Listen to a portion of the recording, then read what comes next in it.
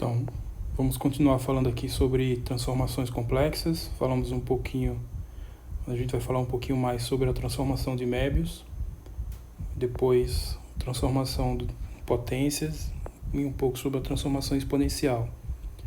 E essas três transformações vão estar relacionadas através de exemplos que eu vou discutir e alguns exercícios. Então a gente vai misturar transformações, potência, por exemplo, com transformação de Möbius, ou transformação exponencial com transformação de Möbius. Então, continua sendo o conteúdo do capítulo 8 do livro, que eu recomendo fortemente que vocês complementem o que for falado aqui com o estudo do que está nesse capítulo do livro. Bom, então eu vou começar com um teorema, que é o seguinte: as transformações de Möbius que levam semiplano superior, vou denotar por H, conjunto dos números complexos, tais que a imagem de Z é maior ou igual a zero. Então essa figura aqui, semiplano superior, isso aqui ele não está limitado, ele é ilimitado. A gente não tem como, obviamente, fazer isso, então estou tracejando aqui para indicar que é o semiplano ilimitado. Parte de cima do plano complexo, né? Acima do eixo X, incluindo o eixo X. Então, as transformações de Möbius que levam o semiplano superior H no disco unitário D, então, o disco unitário D aqui. Então, aqui eu estou no domínio da função e aqui no contradomínio. Então, vai pegar figuras aqui do domínio e transformar em figuras no contradomínio. Então, a transformação de Möbius que faz isso, ela transforma todo o semiplano superior nesse disco unitário. Então, veja que é uma coisa bem interessante, porque o semiplano ele é um conjunto ilimitado aqui, né? E aqui é um conjunto bem limitado, disco de raio 1. Mas esse tipo de transformação de Möbius tem essa propriedade de transformar todo esse semiplano nesse disco aqui. Então essas transformações que fazem isso, elas são desse tipo. Então T de Z é a exponencial de I vezes θ0, Z menos Z0, sobre Z menos o conjugado Z0, onde esse θ0 é um número real qualquer, e o Z0 é um número complexo, cuja a parte imaginária é positiva. Tá? Então esse aqui é o ponto importante. Então, veja que esse tipo de transformação não é toda a transformação de Möbius que faz isso, mas esse tipo aqui tem essa propriedade. Então, se você quiser trabalhar com uma transformação de Möbius que vai transformar todo o semiplano superior no disco unitário, se precisar disso, então você vai trabalhar com as transformações de Möbius desse tipo, e você pode pegar o número Z0, né? Em princípio, um valor arbitrário, o número θ0, um número real qualquer, e o complexo Z0, um número complexo qualquer também, desde que tenha parte real positiva. Ok? O Z0 tem que estar aqui em cima. Tá? Então, sim, tem infinitas transformações que fazem isso. Tá? Então, vocês, às vezes, precisam determinar esses valores aqui em função de alguma condição que está sendo pedida. Ok? Bom, esse teorema é bem interessante. A prova dele, a gente não vai discutir aqui, ela é um pouquinho longa, tem uma parte algébrica que é bem básica, um argumentozinho geométrico também básico e interessante, mas tem um argumento analítico que foge um pouco aqui dos nossos objetivos. Então essa demonstração não é necessário, não recomendo que ninguém estude agora. Então primeiro entenda o papel desse teorema, né? E principalmente saber utilizar, que vai ser ilustrado através dos exemplos. E aí também tem esse outro teorema, que tem uma coisa parecida. Então as transformações de Möbius que levam o disco unitário do plano XY no disco unitário do plano V, então elas têm esse formato aqui. Então a transformação é exponencial de I vezes θ0, onde θ0 é um número real qualquer, Z menos Z0 dividido pelo conjugado Z0 vezes Z menos 1, onde agora esse Z0 aqui é um número complexo com módulo menor que 1. Então é um número complexo que está estritamente aqui dentro, né? Nem fora nem sobre a círculo. Então esse tipo de transformação de Möbius transforma o disco unitário no disco unitário. Só que aqui é o disco unitário do plano XY e aqui é o disco unitário do plano V, tá? Então, se você precisar de uma transformação de Möbius que faça isso, você tem que buscar com esse formato aqui, tá? Então, para cada valor de Z0 e θ0 que você atribuir, uma transformação diferente. E às vezes você precisa determinar esses valores de Z0 e θ0 em função de alguma outra condição, tá? Digamos, por exemplo, T de Z igual a um certo número. Aí você vai resolver equações para achar θ0 e Z0, ok? Então a demonstração desse aqui também é a mesma ideia do outro, tem uma parte básica, algébrica, mas tem um argumento analítico também que é um pouco delicado e não é necessário que a gente se preocupe com isso. Então esses dois teoremas são interessantes porque às vezes a gente precisa fazer isso, transformar regiões no disco unitário. Então um semiplano aqui, transformar nesse disco unitário, eu vou usar esse tipo de transformação de Möbius. O disco unitário aqui, transformar no disco unitário aqui, também vou usar essa transformação de Möbius. Então isso é uma coisa interessante e necessária às vezes, tanto teoricamente quanto às vezes também quando for aplicar. E aí eu tenho essas transformações aqui, transformações de potências, que são essas funções aqui. Função f de z, z elevado a n. Então, para cada n maior ou igual a 2 inteiro, né? Então, essa transformação, z elevado a n, vou chamar aqui de função potência, transformação potência. Então, se a gente, pode ser estudado de várias maneiras, mas se a gente usar aqui coordenadas polares para estudar essa função, a gente consegue extrair umas coisas interessantes. Então, se eu pegar um número complexo na forma polar, z igual a r vezes exponencial de θ, então f de z, né, quando eu substituir aqui o z na forma polar, então vai ficar o módulo r elevado a n e o argumento vai ser multiplicado por n.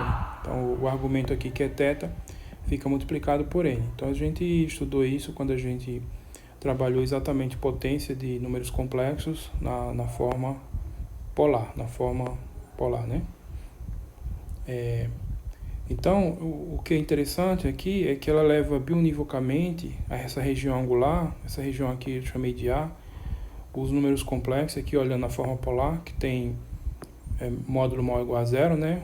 E o número complexo na forma polar igual a zero não faz sentido, mas aqui a gente inclui o zero também, tá? Então, o módulo maior ou igual a zero e o argumento θ entre 0 e π sobre n. Então, essa transformação, ela transforma de forma biunívoca, quer dizer o quê? Que cada ponto do domínio corresponde a um único ponto do contradomínio e vice-versa. Então, ela transforma essa região angular no semiplano superior. Então, o conjunto dos números complexos está que a imagem é maior ou igual a zero. Tá? Então, olhando aqui a figura, é essa daqui. Então, essa regiãozinha aqui, uma região angular, o ângulo aqui variando de 0 até π sobre n, e o raio aqui variando, né? Variando infinito. Na verdade, essa região aqui é infinita, tá? Ela não é limitada assim, não. Aqui a gente faz limitado, mas ela é essa região ilimitada aqui, tá? É compreendida aqui entre o eixo x e esse raio que faz o ângulo π sobre n com o eixo x. Então, essa transformação, z elevado a n, vai pegar esse setor aqui, esse setor infinito, e transformar no semiplano superior. Por quê? Porque aqui o ângulo aqui, o ângulo máximo é π sobre n. Então, quando eu multiplicar por n, vai dar π, porque o ângulo aqui vai ser multiplicado por n. Se o argumento é π sobre n, então vezes n vai dar π. Então, é como se eu pegasse esse raio aqui e rebatesse até ele encostar aqui com o eixo x negativo. Então, quando eu fizer esse rebatimento, essa região ilimitada aqui, você vai rebater aqui para coincidir com o eixo x negativo, vai dar exatamente o plano superior. Então, geometricamente, é isso que essa transformação vai fazer nesse caso. Então, esse setor aqui ilimitado, quando você aplicar a função, ela vai pegar esse raio, rebater aqui, até coincidir com o eixo x negativo, e aí vai fechar e vai gerar todo o semiplano superior. É isso que ela faz. Então, às vezes a gente precisa fazer isso, alguma coisa assim, pegar uma região como essa, uma região angular, e transformar num semiplano, no caso aqui o semiplano superior, ok? E se eu olhar para essa região plana, então essa região plana vai gerar esse semiplano superior. Aí se eu olhar só para a curva, então tem o seguinte, além disso, F leva biunivocamente o arco de circunferência, né, esse arco aqui, de 0 a 2π sobre n, na circunferência, chamei de L, né, na circunferência de 0 a 2π. Então a mesma ideia. Então aqui o arco, né, esse arco aqui, ó, circunferência, aqui tá, o valor de R está fixado, R0. R0. R0. Aqui, acho que eu não coloquei o 0, deixa eu colocar. R0, R0, e aqui não é 1, aqui é raio R0.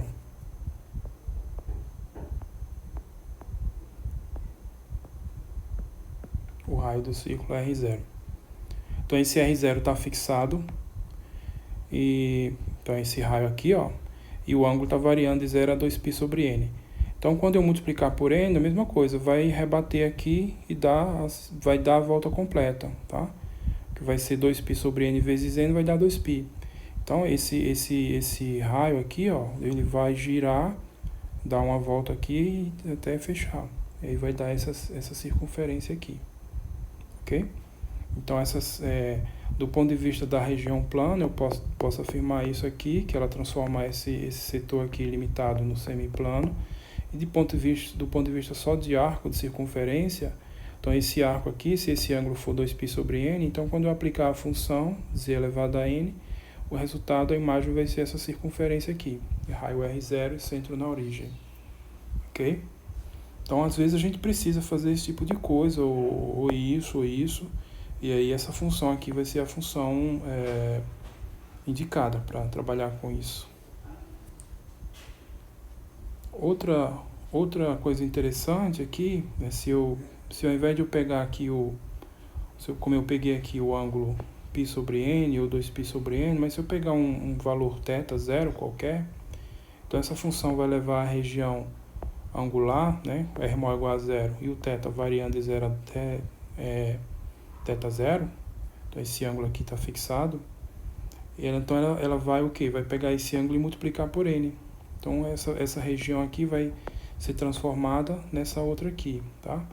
Agora, dependendo do valor de θ0 e da potência, pode ser que não seja bionívoca. Então, aqui é bionívoca porque quer dizer o quê? Cada ponto daqui corresponde a um único ponto aqui e vice-versa. Cada ponto daqui é a imagem de um único ponto daqui.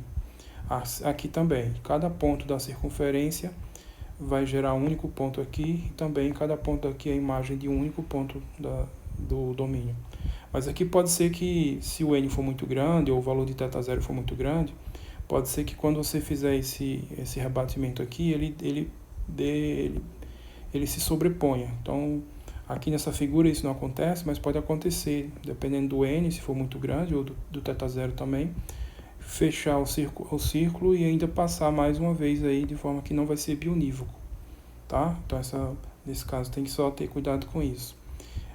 Mas o que vai acontecer é isso, vai pegar o raio, o ângulo aqui é θ0, vai multiplicar por n, vai dar um certo valor aqui, e aí fica uma figura desse tipo aqui, podendo ser, inclusive, um círculo todo, tá? Então, entender o que essa função faz, geometricamente, é interessante, porque às vezes a gente precisa fazer algo desse tipo. Então, vou ilustrar aqui uma aplicação, tanto dessa função potência, do papel que ela faz, como desses teoremas aqui, relacionando a função de Möbius, em particular esse teorema, o primeiro teorema. Então, nesse exemplo aqui, ó, então, determine a transformação complexa que leva essa região aqui, conjunto dos complexos, cujo argumento é maior ou igual a zero, menor que ou igual a π sobre 2 do plano XY, no disco unitário do plano UV. Então, vou esboçar primeiro essa região. Essa região é simplesmente o primeiro quadrante. Qualquer número complexo que tiver aqui, o ângulo dele está entre 0 e π sobre 2. O ângulo máximo aqui é π sobre 2. Então essa região aqui, ele é o primeiro quadrante todo. Ou seja, então eu quero determinar uma transformação, não vai ser necessariamente uma transformação de Möbius, que vai transformar o primeiro quadrante todo no disco unitário. É isso que está sendo pedido. Está sendo pedido aqui. Então eu quero saber que transformação vai fazer isso. Transformar todo esse primeiro quadrante nesse disco unitário. Ok? Então isso não pode ser uma simples transformação de Möbius, porque as transformações de Möbius vai transformar uma reta em uma circunferência, que no caso, né, a reta vertical aqui, uma reta horizontal, vão ser transformadas em circunferência. Aqui eu tenho duas retas, né? Não é uma reta só. Então não é uma transformação de Möbius apenas. Mas eu devo lembrar que transformação que pega regiões e transforma em círculo, geralmente está relacionado com alguma transformação de Möbius. Tá? É o caso aqui desse do primeiro teorema, transforma o semiplano superior nesse disco, ou então desse outro caso, que transforma o disco no disco também.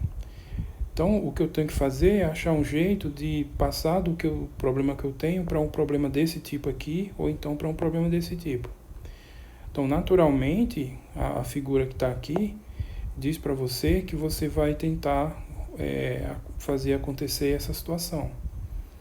E aí, geometricamente, é bem simples de entender. Então, o que eu vou fazer é simplesmente rebater aqui o eixo Y, né, positivo, rebater aqui para coincidir com o eixo X. Então, quando eu fizer isso, eu estou abrindo o primeiro quadrante todo, estou rebatendo aqui, de forma que vai dar o semiplano superior todo. Então, eu tenho que buscar uma transformação que faça isso. Ok? Então, eu tenho que buscar uma transformação que faça isso. E aí eu vejo, esse raio aqui, esse raio tem um ângulo π sobre 2. Eu sei de um tipo de transformação que pega o ângulo e multiplica, né, a função potência. Então, z elevado a n, pega um ângulo e multiplica por n. Então, se eu tenho aqui π sobre 2, então basta eu rebater aqui, para ficar com o semiplano superior, então basta multiplicar isso aqui por 2. Então, ou seja, o que eu vou fazer é primeiro usar uma função potência, que no caso aqui é z ao quadrado. Por que z ao quadrado? Porque o ângulo aqui é π sobre 2. Quando eu fizer z ao quadrado, o ângulo máximo aí vai ser π, e aí eu vou estar rebatendo o primeiro quadrante aqui no semiplano superior. Ou seja, eu vou estar fazendo isso daqui, ó. Se eu pego esse primeiro quadrante e aplico essa transformação, z ao quadrado, ela vai transformar todo o primeiro quadrante aqui, vai ser transformado no semiplano superior. Aí essa transformação faz isso e me deixa na situação de poder aplicar esse teorema. Tá? Então, inicialmente, a primeira coisa que eu vou fazer é isso. Aplicar a transformação z ao quadrado para transformar esse primeiro quadrante nesse semiplano superior. Então, é isso que eu estou dizendo. Tome a transformação T1, z ao quadrado, a qual leva a região R é essa aqui, no semiplano superior, z em C, cuja imagem maior ou igual a zero. Então, tudo isso que eu falei. Transformar isso daqui no semiplano todo. Ok? Então, eu vou fazer primeiro essa transformação. Aí, depois, eu vou fazer outra transformação que vai pegar esse semiplano e transformar no disco. Aí, isso eu já sei. Então, eu vou usar esse teorema. Então, vou usar esse teorema aqui, ó. Tenho que pegar uma transformação desse tipo. Então, se eu pegar uma transformação desse tipo, ele vai fazer isso. Aí vocês poderiam perguntar, mas qual vai ser, então? A rigor, você pode pegar qualquer valor de θ, número real, e qualquer número z0 cuja imagem seja positiva, a parte imaginária seja positiva. Então, por exemplo, foi o que eu fiz aqui. Tá? Então, ó, agora em seguida, toma essa transformação de Möbius, uma transformação desse tipo, está no teorema com θ0 real em imagem positiva. Então, como a gente viu no teorema, ela vai transformar o semiplano H no disco unitário D. Então, é onde a gente quer chegar. E aí, simplesmente, eu posso pegar θ0 igual a zero. Poderia pegar outro valor? Pode, mas vamos simplificar aqui. Então, pego θ0 igual a zero. Então, isso aqui vai dar 1. E vou pegar o Z0 como sendo I também. Poderia pegar outro valor? Pode. Qualquer valor com parte real positiva. Mas vamos simplificar. Ok? Agora, se ele dissesse assim, de modo que o valor da função em certo ponto seja igual a alguma coisa, aí você ia ter que montar aqui o sistema para achar o θ0 e o Z0 correspondente. Mas aqui não, isso está livre. Então, por exemplo, tomando esses dois casos, a transformação T2 vai ser essa daqui, ó, Z menos I, Z mais I. Se você pegar outro valor para θ0, vai ser outra transformação, mas ela vai fazer a mesma coisa. Tá? Então, essa transformação vai pegar esse semiplano superior e vai transformar nesse disco, que é o que o teorema garante para a gente. Aqui é T2.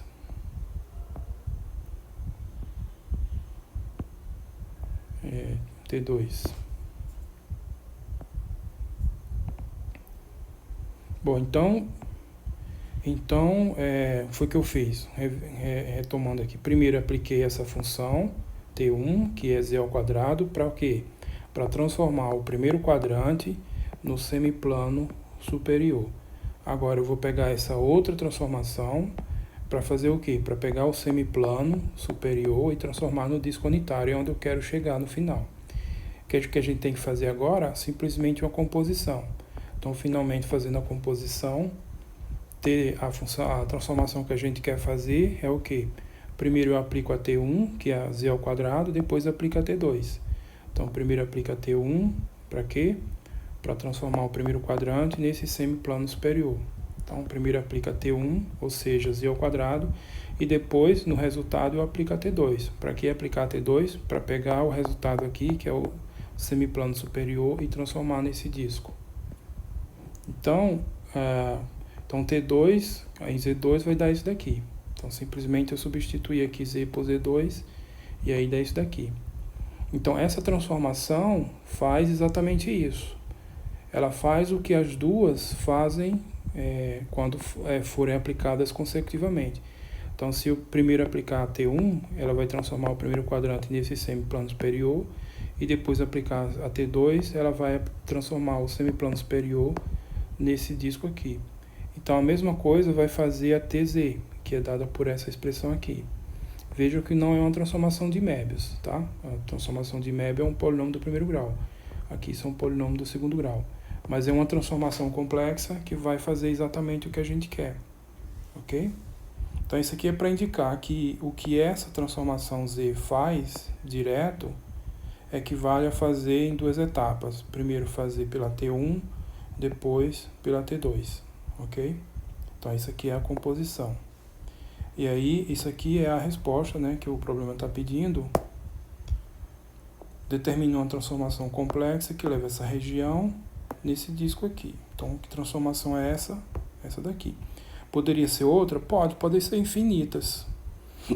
Se eu pegar outro valor para zero, aqui para θ0, e outro valor para Z0, eu vou ter outra T2 e, consequentemente, outro resultado para cá. Mas as transformações aqui das regiões vão ser as mesmas.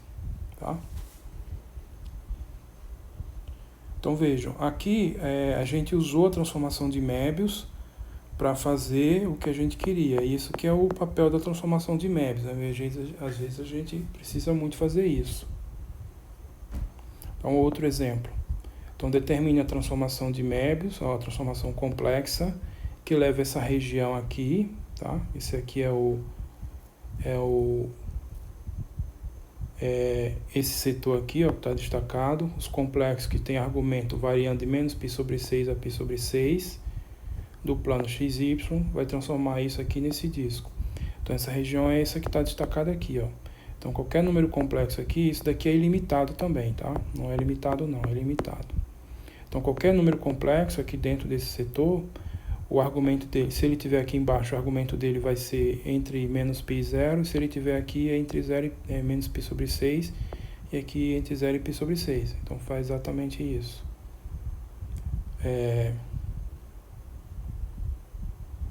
Bom, então a gente vai fazer, a ideia é basicamente a mesma, só que aqui eu vou fazer um passo a mais.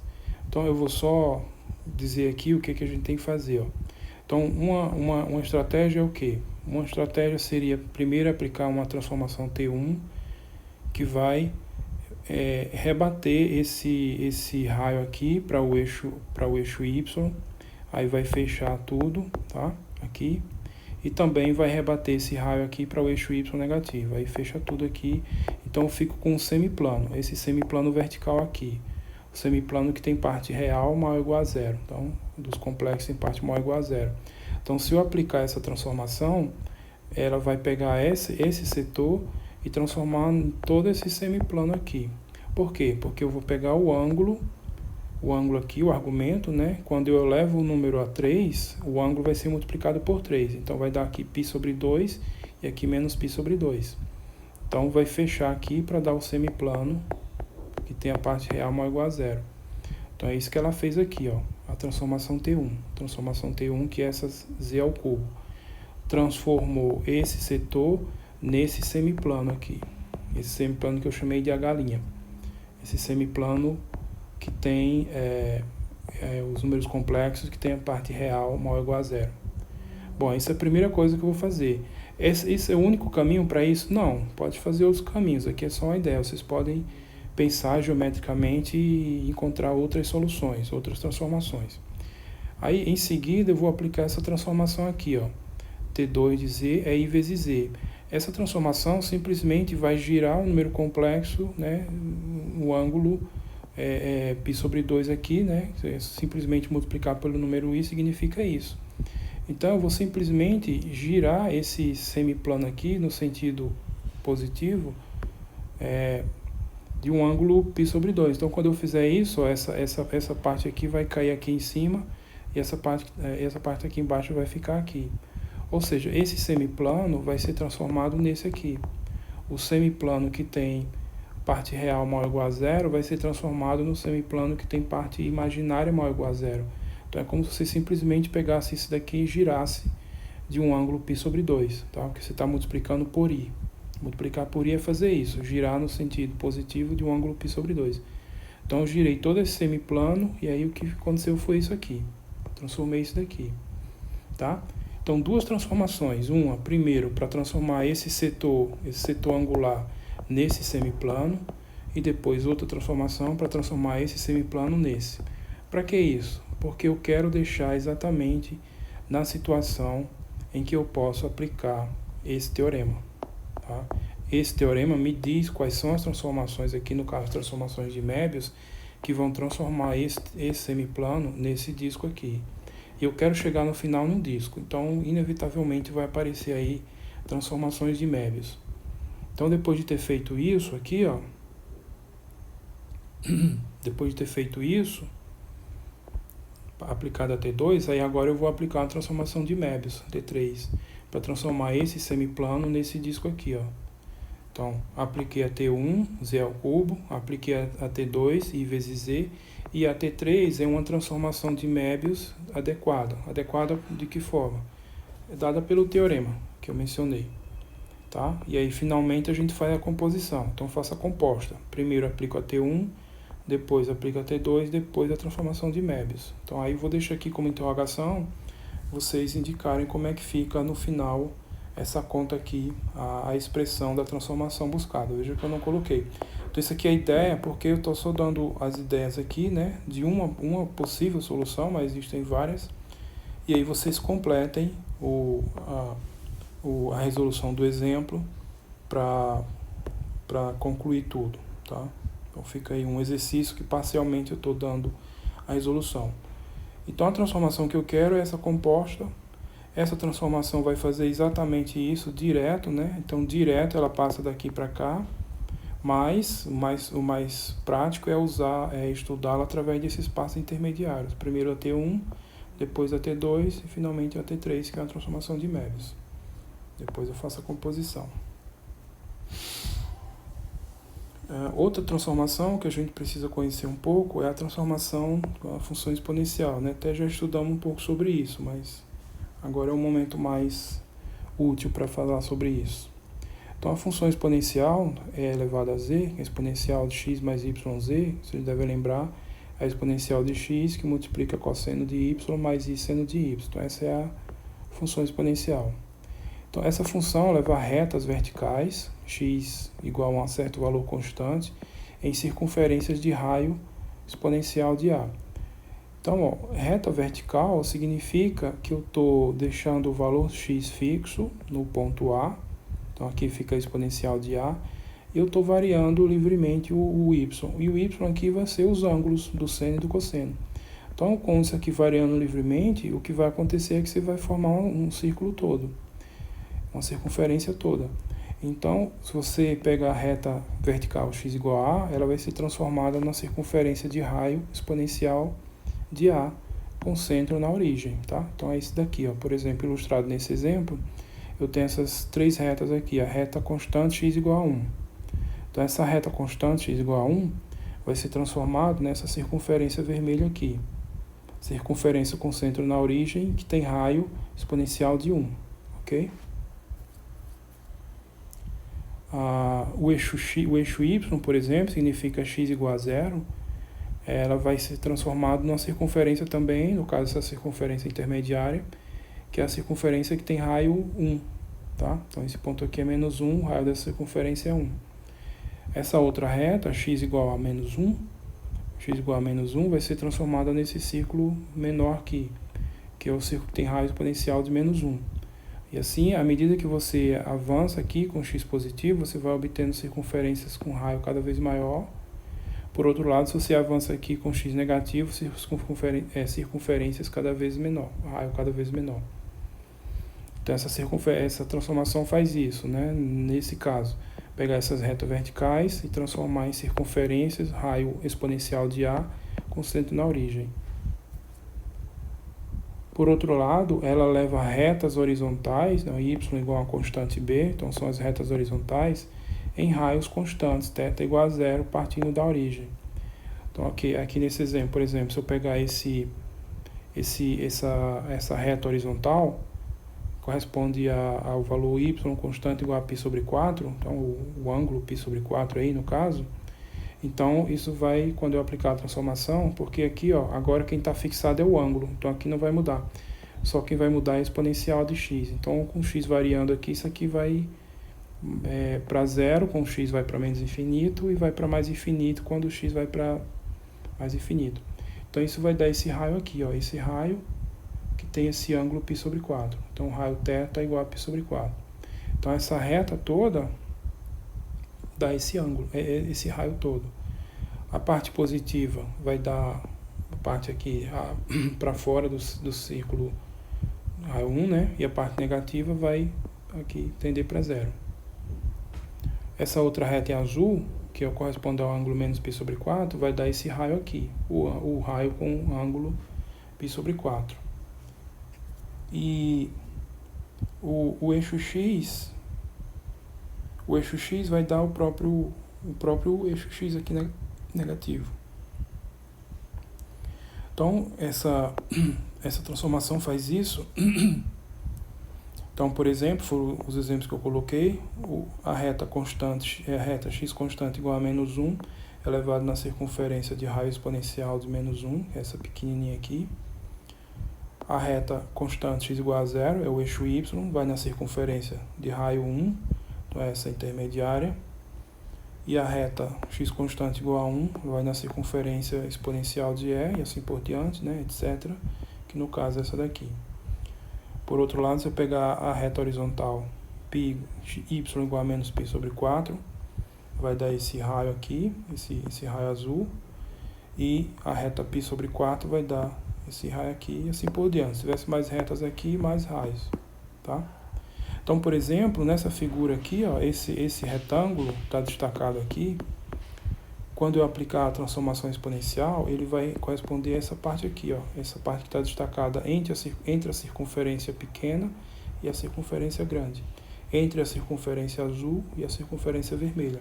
Então, todos esses pontos que estão aqui, entre essas quatro retas, né, formando os lados desse paralelogramo, vão formar aqui essa figura. Paralelogramo não, esse retângulo, né? Vão formar aqui essa figura. Figura aqui. limitada aqui, aqui por esse raio, aqui por esse arco, aqui por esse raio, essa figura, tá? Então é isso que a função exponencial faz quando eu transformo, quando eu aplico todos os pontos aqui, então o resultado vão ser esses pontos aqui. Vamos ver mais uns exemplos. Então, por exemplo, esse retângulo aqui, ó, esse retângulo é transformado nessa figura. Por quê? Veja, aqui ele está limitado pela reta constante 1. Então, a reta constante 1 vai dar uma circunferência de raio E elevado a 1. Então, essa circunferência aqui, ó. Essa circunferência aqui, tá? Se for a reta toda, a circunferência. Mas aqui vai ser a semicircunferência porque está só a parte de cima mesmo da reta, tá? Essa outra aqui é o eixo Y, né? É de raio 1, então essa menor aqui. E está limitada aqui em cima pelo ângulo π. Então o ângulo π vai dar esse raio, que é o eixo horizontal negativo, mas eu só vou olhar para esse trecho aqui. Só para esse trecho aqui, porque vai ser olhado só esse pedacinho aqui, ó. E aqui o ângulo constante igual a zero, que é o eixo X aqui, o ângulo constante igual a zero. Então o ângulo constante igual a zero vai corresponder a esse raio aqui. É o eixo horizontal não negativo. Mas eu não vou precisar dele todo, só esse trecho aqui, tá?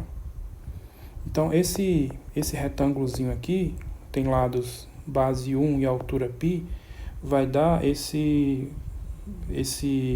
metade desse anel, né? Isso aqui vai dar um anel, se você tivesse aqui limitado, iria dar esse anel aqui, tá? Mas aí no caso vai dar metade desse anel, tá? Então vai dar só essa figura aqui. Então a função exponencial vai transformar esse retângulo nessa figura, tá? E mais um exemplo, se eu pegar aqui, por exemplo, vou pegar uma faixa horizontal ilimitada. Então aqui está limitado só embaixo e em cima. Em cima está limitado pelo valor π sobre 4 e embaixo pelo valor menos π sobre 4. Agora não está limitado em nenhum dos lados, como estava aqui. Aqui está limitado pelo eixo Y e aqui limitado pela reta constante x igual a 1. Então essa faixa horizontal ilimitada, quando eu aplicar a transformação exponencial, ela vai gerar esse setor aqui, ó, ilimitado também. Ilimitado para cá, né? Então, limitado só para cá. Então, por quê? Essa reta constante, y igual a π sobre 4, vai dar esse raio aqui, θ igual a π sobre 4. Essa outra reta constante, y igual a menos π sobre 4, vai dar esse outro raio aqui, menos π sobre 4. Então, toda a faixa que está entre essas duas retas vai dar essa região entre esses dois raios aqui. Ilimitado também, porque essa faixa aqui é ilimitada, tá? Então, assim, vocês podem brincar de fazer figurinhas, né? Pegando e estudando essas transformações aí do jeito que vocês entenderem, qualquer uma delas, e sair brincando mesmo de fazer figurinha. Então, tudo isso aqui foi eu brincando, digamos assim, tá? Então, aí vocês vão entender essas brincadeiras aqui e vão brincar também do jeito que vocês quiserem. Então, uma parte bem interessante dessa disciplina é exatamente essa, fazer essas figurinhas com essas transformações. Então, para concluir, eu vou deixar um exercício aqui, que é vocês determinarem uma transformação complexa que leva a essa região aqui. Então, veja que é exatamente essa região. Não, aqui é π sobre 4. Mas é só trocar o π sobre 4 por π sobre 6. Só trocar o 4 por 6 que vai dar na mesma. Então, é uma região parecida com essa, só trocando o 4 por 6. Então, transforma essa região no disco, tá? Transforma a região no disco centrado de raio 1. Aí, lembre-se, quem é que tem o poder para fazer isso? Geralmente é envolvendo alguma transformação de Möbius. Só que ou você transforma para um semiplano superior ou transforma para um disco. Mas transformar para um disco não faz sentido porque é exatamente o que você quer. Então, o que você deve fazer inicialmente é transformar essa região no semiplano superior, para poder aplicar o primeiro teorema dessa aula.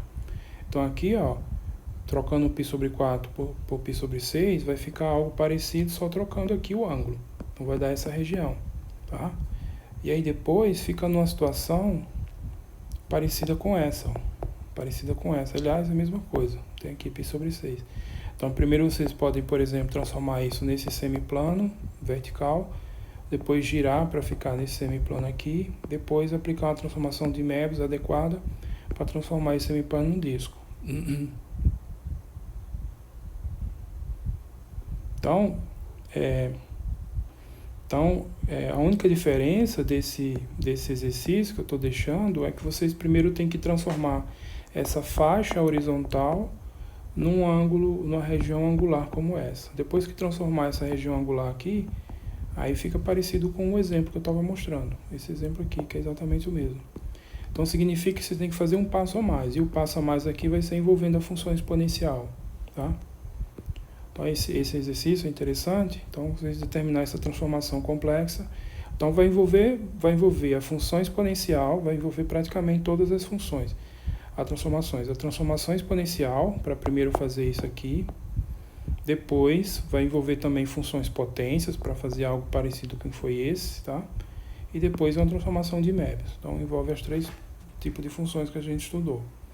Aí vocês depois faz a composição final, talvez fique 4, né? Composta com 4 funções intermediárias, e aí vocês vão obter a resposta.